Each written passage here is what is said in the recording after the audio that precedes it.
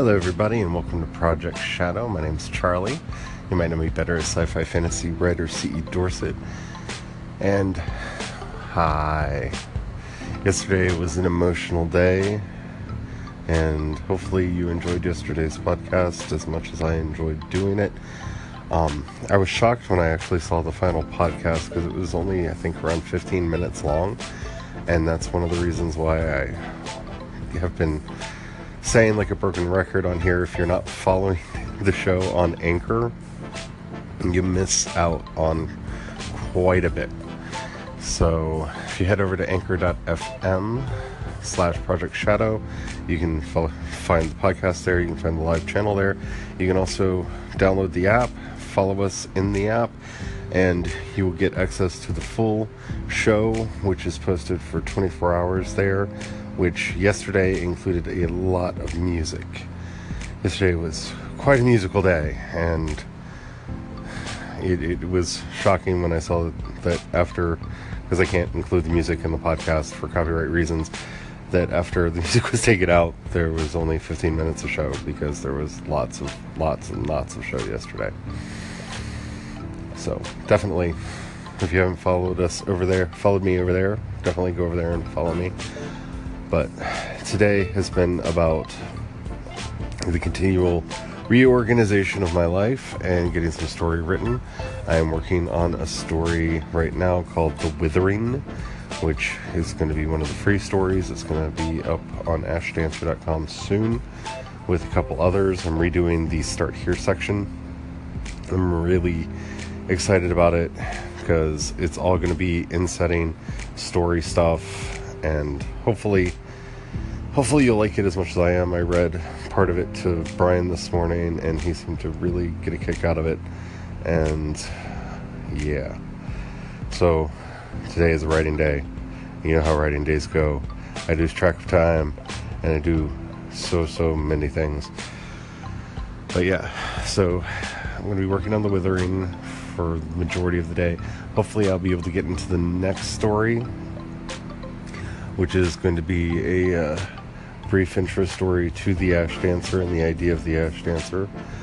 And I think that's going to be it for the new Start Here section. Maybe a little bit about the state of the world, maybe a third story or third article. Not sure what I'm going to do about that, but I would love your feedback and your intentions.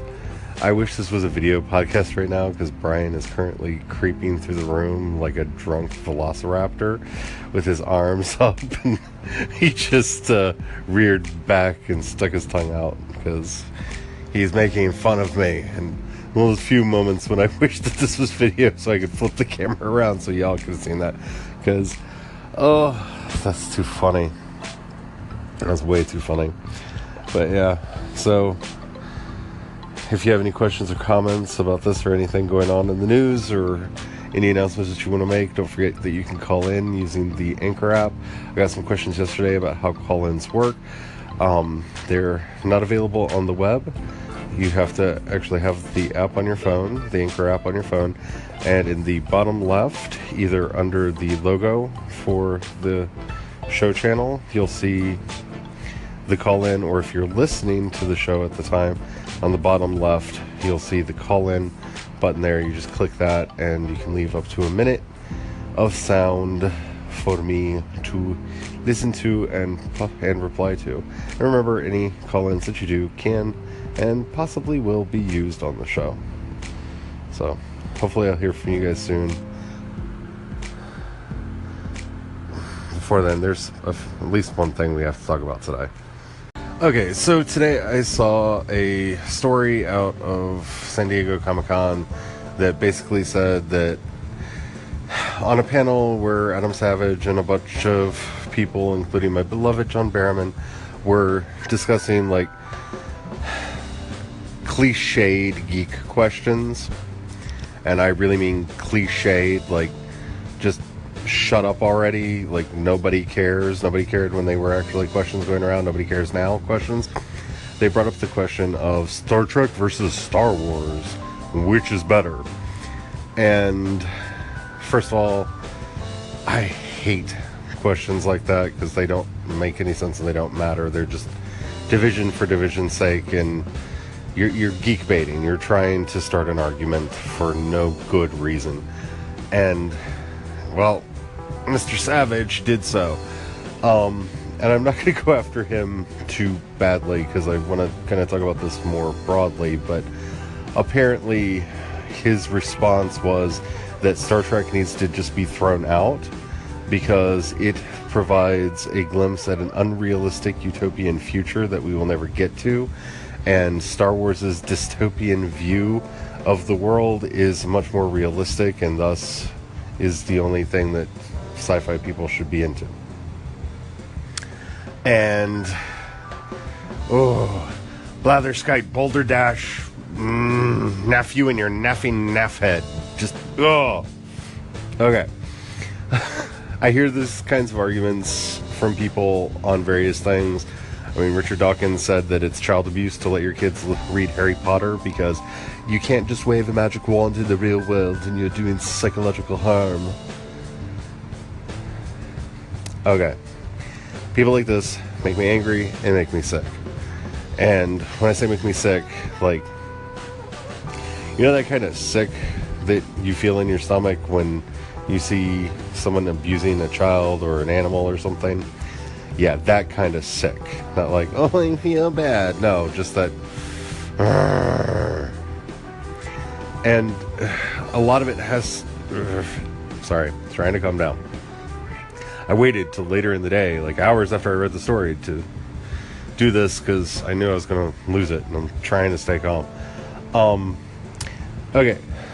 The benefit of something like a Star Trek, and yes, it does show a fairly idealized future, if you mean a future that still has crime syndicates and drug problems and problems with addiction and lying and thieving and war and yeah, idealized governmental corruption. Yeah, idealized. First of all, I always feel when I hear this crap, it's from people that have never actually watched the series, because if you watch any of the Star Treks, there are stories about governmental intrigue, and there are stories about theft and lying and stealing and war and all of the things that make it clearly not a utopia. Yes, the problems of Earth have been solved in most of the Star Trek stories, and by the problems on Earth, they're talking about poverty and hunger and disease, which are things that are technologically possible to solve. You can grow enough food to feed everybody. You can build an economy that's not based on scarcity. These are things that are technologically possible, and not only technologically possible, they're technologically feasible within our own lifetimes for a lot of things. 3D printing, for example, has done a lot to get rid of the scarcity problem with people with needing replacement limbs and things, you know? Replacement parts, all kinds of things. You know, we're not there yet. We don't have the ability to just turn energy into matter and make everything all good, but it is possible. And the purpose of stories like this is to give us a shining light, a place that we can go to, a place to aspire to be. And without aspirations, where are we going to get? Because if you want to talk about things being unrealistic, you know, I've meditated for the vast majority of my life. I'm 40 years old right now. I'll be 41 in November. I've never been able to make a rock move by waving my hand at it. No matter how forceful I push, people don't fall down. It's about aspiration. Aspiration is what is important. Both Star Trek and Star Wars use mythological themes in order to get people to aspire to be better than who and what they are. Star Wars is a morality tale. It is a story of good against evil, right against wrong, heroes versus villains. And the entire function of the story is to get you to aspire to be one of the heroes and not one of the villains. It is a morality tale. It is a story about how to better yourself, how to better your community, how to stand up against oppression. An ethical morality tale. Star Trek, on the other hand, while it does have episodes and sometimes even films that delve into morality very heavily, is aspirational in a completely different way. The mythological themes that are most highly stressed in the Star Trek universe are exploration, curiosity, and progress. And those are the things that Star Trek is trying to get you to focus on, while Star Wars is mired in its ethics. And not for a bad reason. That's what it is. Star Trek is trying to get you to look outside of yourself, trying to get you to look outside of the situation that you currently find yourself in, to find that corner that no one has turned around before, and the path that no one has walked. These are completely different types of myths. They're completely different types of stories. They're not trying to get us to see everything the same way. When you're dealing with an aspirational story that is focused so heavily on curiosity and exploration, the whole purpose of the story is to instill courage and awaken that innate curiosity that we all have to wonder what is over there, what would happen if. What would happen if we did this? What would it be like if we lived on the moon, if we lived on Mars, if we went out into space, if we ran into alien species, if we tried to have negotiations with them, if we learned how to coexist with each other? What would it be like? It's a completely different question set that we're going for. And to try to discuss the possible realities of either one of these two universes is ludicrous, because as much as I like to be a hippy-dippy spiritual kind of guy, I ain't seen people really using the Force lately. I haven't seen people jumping 40, 50 feet in the air to catch onto a flying car and run away. I'm not seeing that. And I don't know that I will ever see that without use of a jetpack. The whole point of these stories is not to be realistic. The whole point of these stories is to affect us in the ways that they are intended to affect us. In Star Wars' sake, yet again, it's a morality tale. In Star Trek's, it's a curiosity tale. One is a serendipity tale. It's about, we're out on this journey, this never-ending journey, and here's all the marvelous adventures that happen to us along the way. In fact, we get our word serendipity from an Indian epic about people on their way to what is now Sri Lanka and to the land of Serendripa. They're headed there, and it's about all the adventures that they have along the way. That's what Star Trek is. It is that serendipitous adventure that I want to know what's over there. I want to know what's around the corner. And oh, here are the things that happened to me on the way there. Star Wars is just that black and white morality tale. And anytime it's tried to diverge from that, there have been arguments amongst the fans because it doesn't feel right. And that's what you have. This is, and while I love Adam Savage and those like him who get blinded to their own specific little issues, and honestly, this is me being blinded by one of my specific little issues, because I'm a mythologist at heart. I love stories, I love fiction, I love the world of stories and how they work.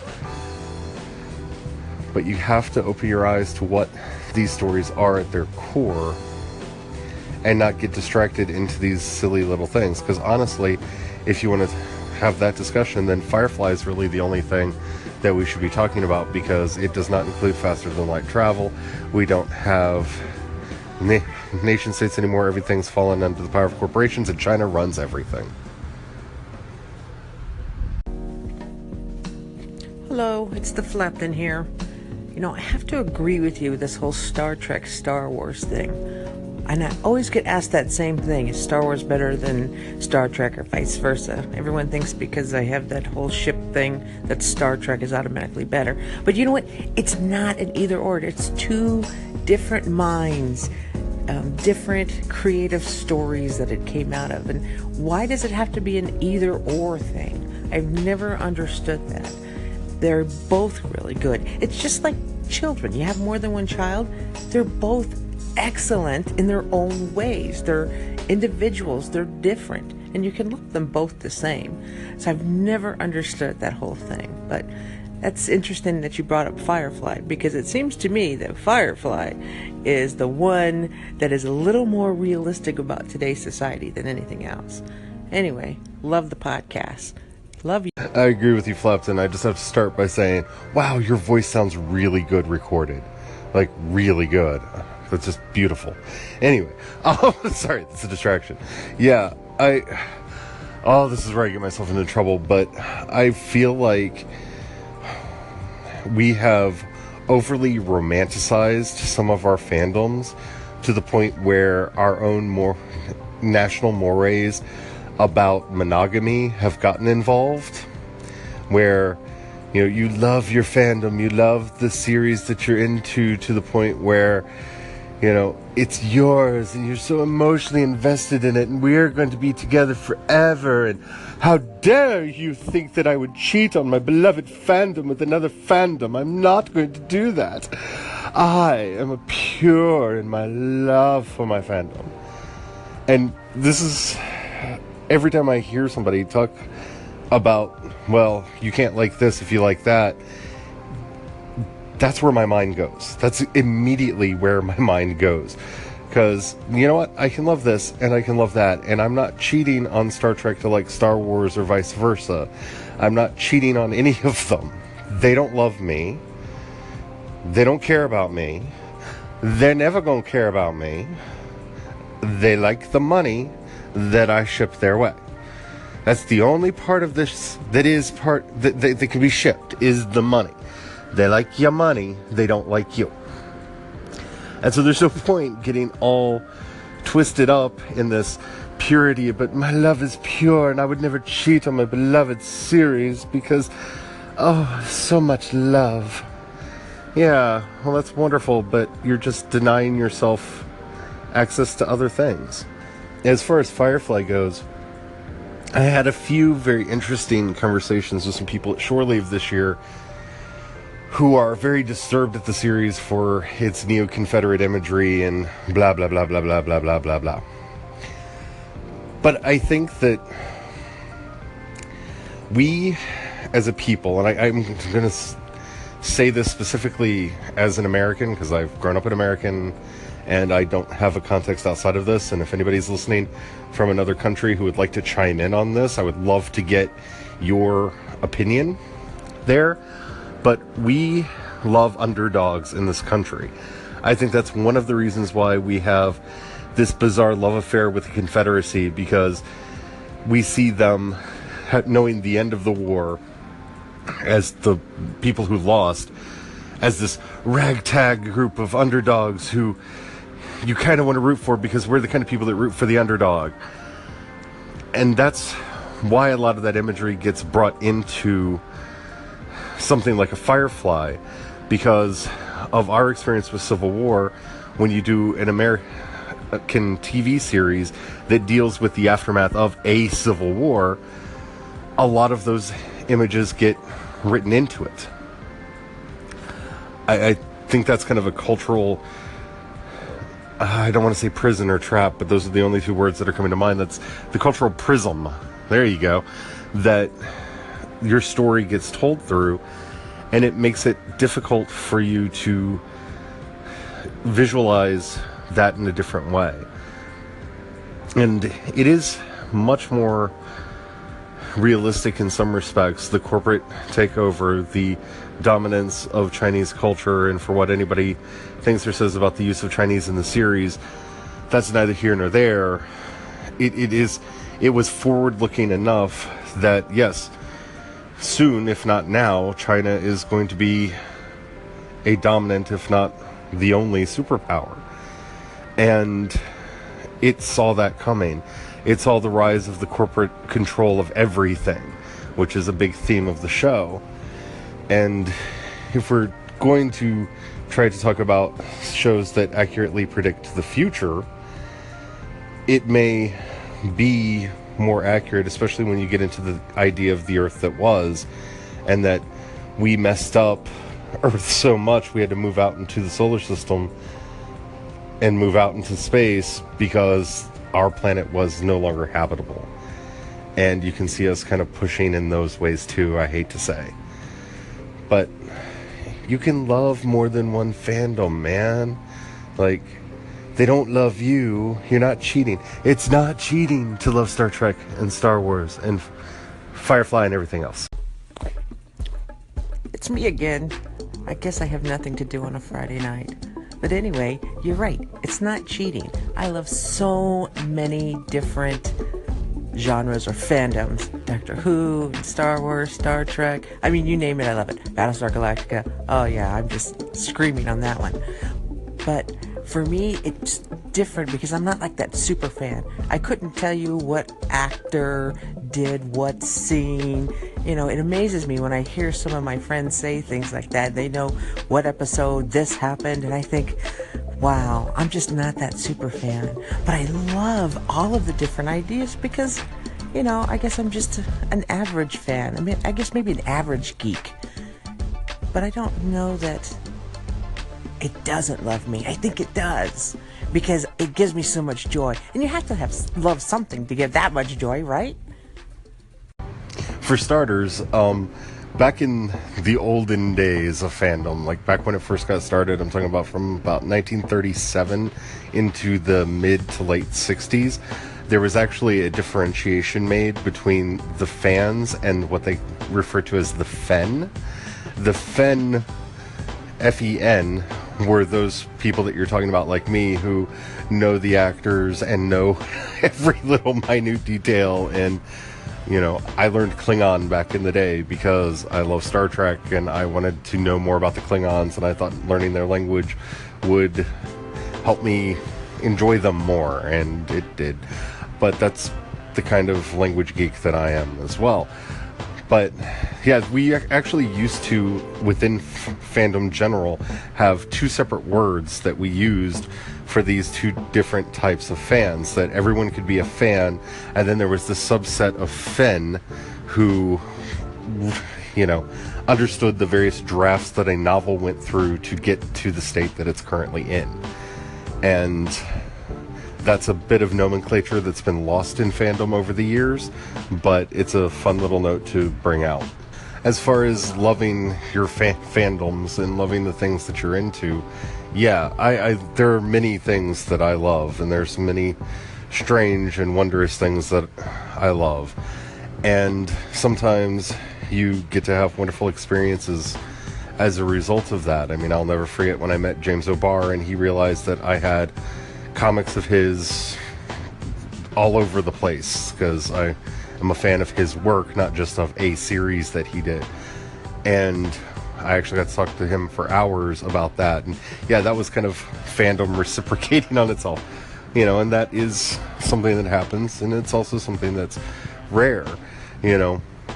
Yes, I get a lot out of the things that I love, and I think it's very important to have those things that you really have a connection to.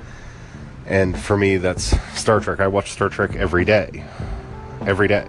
That's part of my, it's getting time to shut down and go to bed. I'll put on an episode of Star Trek and I just cycle through the series and watch one episode a day. And I do that every day. You know. And I read my Star Wars comics on the weekends, and I participate as much as I can in these things. And that's good, that's helpful, that's wonderful, and that is, just to go back to being the weird mythology geek that I am, and back to my, you know, initial argument here, that's what actually actualizes the ideas that are in the story when you start having those participations in them, even if they're minor participations. You know, having someone just put on a Starfleet uniform while at a convention, they are, whether they realize it or not, psychologically putting on what that means to be a member of Starfleet. That idea of edict, infinite diversity and infinite combination.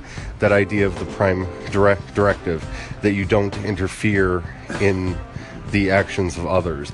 Those core ideas and concepts, that curiosity, you are putting that on ritually, whether you realize it's happening or not.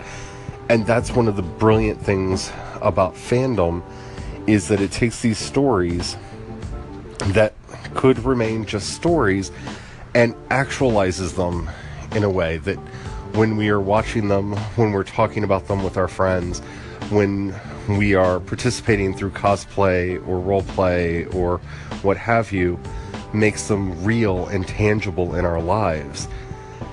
And some people think that I am too high and mighty when it comes to fandom about stuff like this, but I really think that fandom has the power and ability to change lives for the better, because it gives us a place to play with ideas that we never would have played with before. And shows like Battlestar Galactica did this really well with asking the question over and over, what does it mean to be human? What does it mean to have your own purpose? What does it mean to be an individual? When you're in a culture where there are thousands of you, what does that mean to be who you are? And those things are really important and powerful for all of us.